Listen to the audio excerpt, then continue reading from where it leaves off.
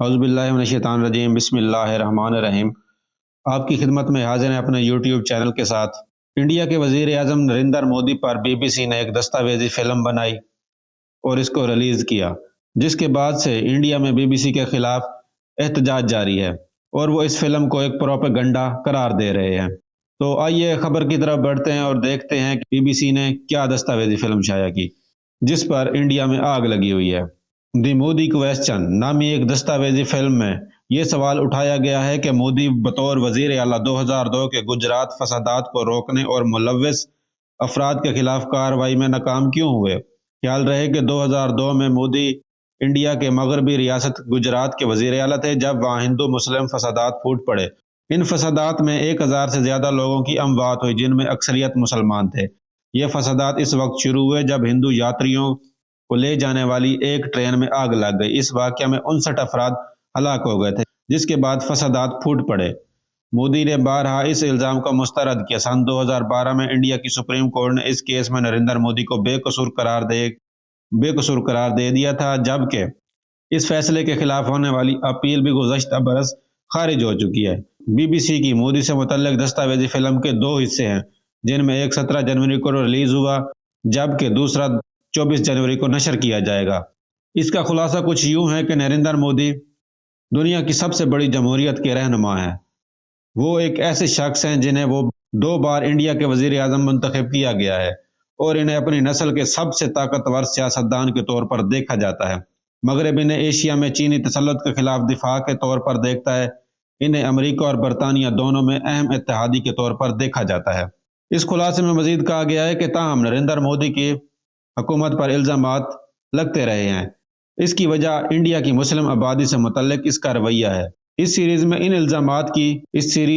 الزامات کی حقیقت پر تحقیقات کی گئی ہے۔ مودی کے پس پردہ کہانی اور انڈیا کی سب سے بڑی مذہبی اقلیت سے متعلق ان کی سیاست پر اٹھنے والے سوالات کا جائزہ لیا گیا ہے۔ پہلی قسط میں اس چیز پر نظر دوڑائی گئی ہے کہ نریندر مودی نے سیاست میں کون سے ابتدائی قدم لیے، جس میں دائیں بازو کی جماعت ہندو تنظیم راشٹر سویم سیوک سنگھ RSS میں شمولیت لے کر بھارتی جنتا پارٹی میں عروج شامل ہے۔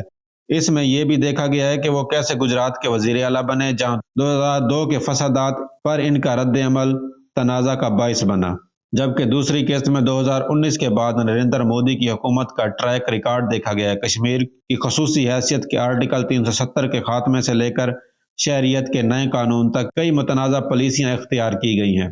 ایسے کئی واقعات ہوئے ہیں جن میں ہندوؤں نے مسلمانوں پر تشدد حملے کیے۔ قسط کے خلاصے کے مطابق مودی اور ان کی حکومت ایسے الزامات کی تردید کرتی ہے جن میں یہ تاثر دیا جاتا ہے کہ وہ مسلمانوں کے خلاف متعصب رویہ رکھتے ہیں۔ تاہم ایمنسٹی انٹرنیشنل جیسی انسانی حقوق کی تنظیموں نے ان پالیسیوں پر تنقید کی ہے۔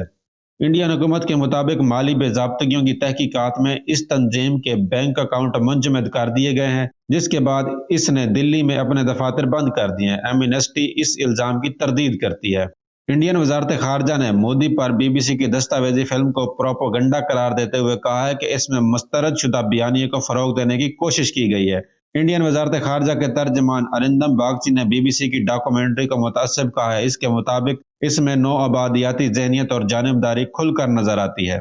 دوسری طرف بی جے پی کے حامی ٹویٹر اکاؤنٹس نے اس بی بی سی کو نو آبادیاتی دور کا ماؤتھ پیس قرار دیتے ہوئے اس دستاویزی فلم کو مسترد کر دیا اور بی بی سی کے خلاف کارروائی کا بھی مطالبہ کیا ہے۔ صحافی امریتا بھنڈر نے کہا ہے کہ بی بی سی چاہتا ہے کہ انڈیا کی موجودہ خارجہ پالیسی سے متعلق شکوک و شبہات کو جنم دیا جائے۔